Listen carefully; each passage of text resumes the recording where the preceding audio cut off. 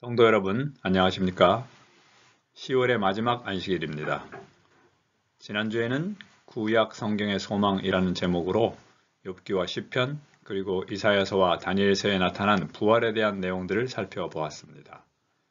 죽은 자의 부활은 신약뿐만 아니라 구약의 기록에서도 믿음의 선배들이 확실하게 품고 있었던 소망임을 볼 수 있었습니다. 이번 주는 지난주에 이어 구약에 나타난 부활의 소망이 믿음으로 이해하는 것일 뿐만 아니라 실제로 부활했던 사람들이 있었음을 보여주고 있습니다. 이번 주 교과의 제목은 십자가 이전의 부활이며 기억절은 우리가 너무 잘 아는 부활에 대한 예수님의 말씀입니다.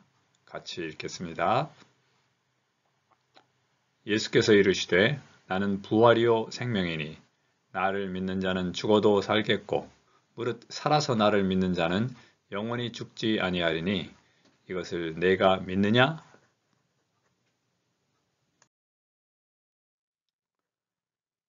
예수님의 부활은 그분의 죽으심만큼이나 중요한 사건입니다. 죽음을 통해 우리가 당할 죽음을 대신하셨으므로 우리가 죽어야 할 이유를 없애셨고 혹시 죽음을 맞이할지라도 주님께서 부활하신 것처럼 그리스도의 은혜로 다시 부활을 한다는 희망을 보여주셨습니다. 또한 그리스도의 죽음과 부활 이전에도 죽은 자들의 부활이 있었으며 특별히 예수님께서 죽은 사람을 살리심으로 자신이 생명의 시여자이심을 분명하게 드러내셨습니다. 일요일 내용입니다. 성경의 기록 중에 가장 먼저 부활한 사람은 모세입니다. 성경에는 모세가 부활했다는 직접적인 말씀은 없습니다. 그러나 유다서의 기록은 하나님께서 죽은 모세에 대한 특별한 일을 행하셨음을 보여줍니다. 특별히 이 기록에서 사탄이 모세의 영이나 혼을 노린 것이 아니라 부활한 몸을 빼앗으려 했다는 것은 모세가 신비한 존재가 아닌 자신의 몸으로 하늘로 올라갔음을 알 수 있습니다. 누가복음 9장에 기록된 변화산의 사건은 모세가 부활했음을 확실하게 알려줍니다.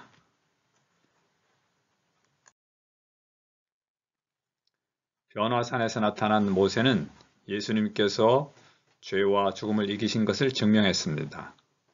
모세는 부활해서 무덤에서 살아나올 의인들을 대표합니다. 반면에 죽지 않고 하늘로 올라간 엘리야는 예수님께서 다시 오실 때 이 땅에 살아있는 사람들, 즉 마지막 나팔 소리에 순식간에 변화될 사람들을 대표합니다.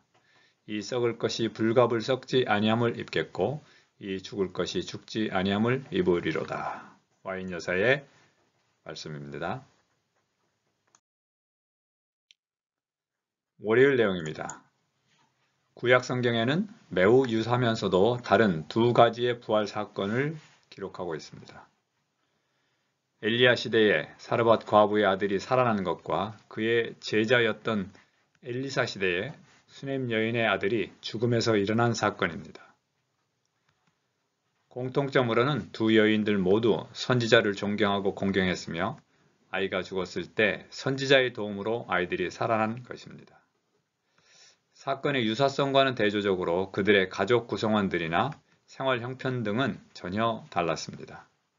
하나님은 우리의 형편과 처지에 상관없이 믿음으로 가득 찬 울부짖음을 듣고 행하십니다.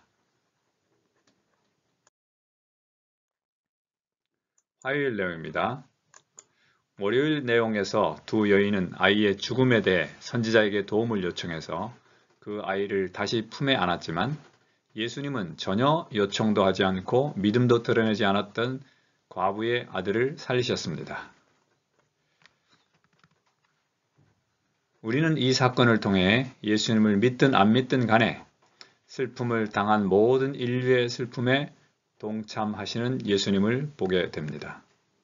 하나님은 도와달라고 하지 않거나 도움을 받을 자격이 없다고 느끼는 사람들에게도 기적을 베푸십니다. 왜냐하면 그분은 우리를 사랑하시기 때문입니다. 수요일 내용입니다. 예수님은 죽은 소녀가 잔다고 말씀하셨습니다. 그리고 잠자고 있는 자녀들에게 부모들이 자주 사용했던 말인 달리다굼, 곧 소녀야 일어나라 라는 말씀으로 그 아이를 깨우셨습니다. 우리에게 죽음은 마지막입니다. 하지만 하나님께는 죽음은 잠자는 것입니다. 그저 죽은 사람을 깨우시기만 하면 되는 것입니다. 몸소 죽음과 부활을 경험하신 예수님을 나의 구주로 받아들이면 그분이 영원히 사시는 것처럼 우리도 영원히 살게 하십니다. 목요일 내용입니다. 나사로의 부활 사건 이전에 다시 살아났던 사람들은 모두 죽은 지 얼마 되지 않아 살아났습니다. 그러나 나사로의 경우는 4일이나 지났고 몸은 이미 썩어가고 있었습니다. 그럼에도 불구하고 예수님은 그가 자고 있다고 하시며 그를 깨우러 가셨습니다. 그곳에서 예수님은 선언하셨습니다. 나는 부활이요 생명이니 나를 믿는 자는 죽어도 살겠고, 마르다는 미래의 나사로가 부활할 것을 믿는다고 했습니다. 그녀는 오빠가 이미 천국에 갔다고 믿지도 않았습니다.